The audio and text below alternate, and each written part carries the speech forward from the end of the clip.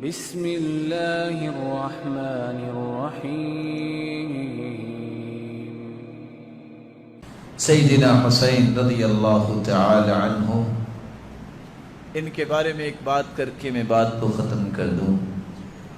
سیدنا حسین رضی اللہ تعالی عنہ کے بارے میں ان کی شہادت کیسے ہوئی اور آج دنیا میں جھوٹ کیسے پھیلایا گیا ہے اور اس کی حقیقت کیا ہے۔ سیدنا حسین رضی اللہ تعالی عنہ حج سے فارغ ہوئے،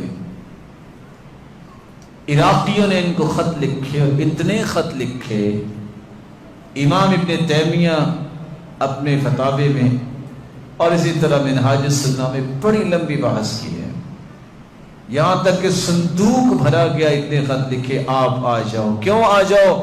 سنت یہاں مٹ رہی ہے، بدعت آ رہی ہے، آپ آؤ، ضرور ہمارے پاس آؤ، ہم آپ کے ہاتھ پہ بیعت کریں۔ سیدنا حسین نے جانے کا ارادہ کیا، لڑائی کے لیے نہیں، قتال کے لیے نہیں۔ اگر یہ کفر اسلام کی جنگ ہوتی تو کوئی صحابہ پیچھے رہتا؟ بولے نہیں، وہ تو گئے تھے کہ لوگ بلا رہے ہیں، لیکن یہ عراقی اور کوفی ظالم غدار نکلے، انہوں نے شہید کر دیا۔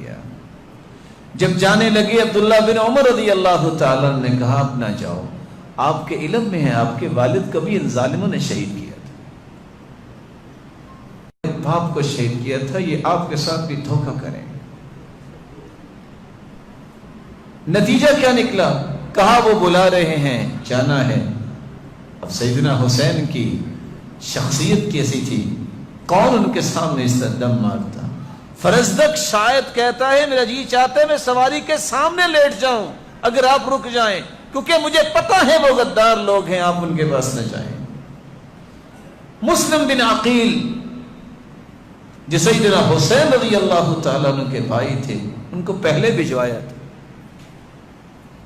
انہوں نے کہا تھا کہ آپ آ جائیں، لوگ بہت پسند کرتے ہیں، لیکن جو ہی روانہ ہو گئے، راستے میں ہی اس بات کی خبر ملی کہ مسلم بن عقیل کو شہید کر دیا گیا ہے، ہانی بن عروہ کو شہید کر دیا گیا ہے، اور پیغام دینے والے نے پیغام دیا کہ مسلم بن عقیل بھائی کا پیغام ہے کہ اب یہاں نہ آنا، یہ ظالم ہیں اور یہ آپ کو بھی نقصان دیں گے۔ اور ہانی بن عروہ کے گھر میں تھے مسلم بن عقیل، اور اس ظالم نے عبید اللہ بن زیاد نے ان کو شہید کر دیا۔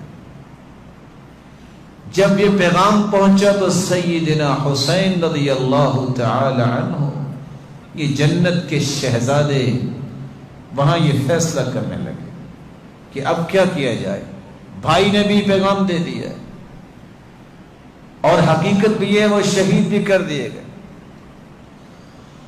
ابھی اس بارے میں سوچو بچار تھی کہ عبید اللہ بن زیاد ظالم کی طرف سے شمر نامی انسان جو ہے،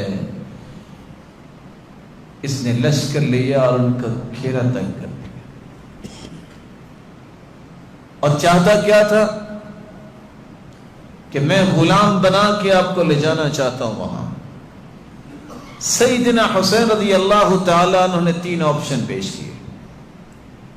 کہا پہلی بات تو یہ ہے میں واپس جانا چاہتا ہوں حجاز، ارض حجاز، نہیں تو میں کسی جگہ بھی مسلمان جو جہاد کر رہے ہیں میں ان کے صف میں شامل ہونا چاہتا ہوں، نہیں تو میں یزید کے پاس جاؤں گا اور اس کے ہاتھ پہ بیعت کروں گا۔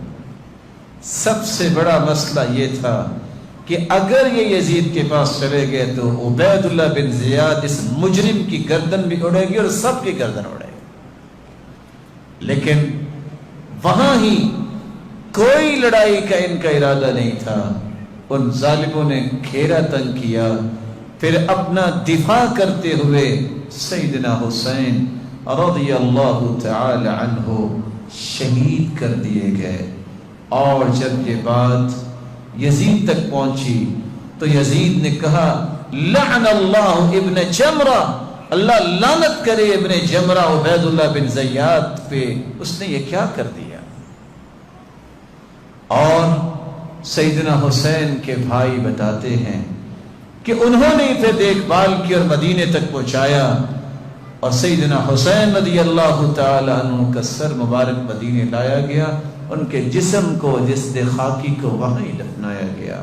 اور جب مدینہ میں سیدنا حسین رضی اللہ تعالی عنہ کے سر کو لایا گیا، اس سر مبارک کو عمر بن سعید اور بنو امیہ کے لوگ جمع تھے۔ جو ہی جب یہ سر مبارک پہنچا، سب طرف بکا اور رونا دھونا شروع ہوا کہ یہ کتنا بڑا ظلم ہو گیا ہے۔ اور اس وقت عمر بن سعید نے کہا تھا کاش اس بارے میں ہمیں خبر نہ ملتی ہے، کتنا بڑا ظلم ہے۔ یہ تھا وہ قصہ۔ آج بھی آپ کربلا کو نیٹ پہ تلاش کریں، دیکھیے وہ علاقہ کہاں آتا ہے کہ سیدنا حسین ادھر جا رہے تھے، یا وہ کربلا اور کوفے کی طرف، کربلا سے کوفے کی طرف آ رہے تھے یا دوسری جانب جا رہے تھے۔ کہاں کربلا آتے، آپ کو کہانی خود کھل جائے گی۔ جو کام ظالم عبید اللہ بن زیاد نے کیا، مجرم نے، اور اللہ کے رسول کے اس پھول کو شہید کیا اور ظلم کیا، اس کو اٹھا کے معاویہ رضی اللہ تعالیٰ عنہ کے بیٹے یزید پہ لگا دیا جاتا ہے۔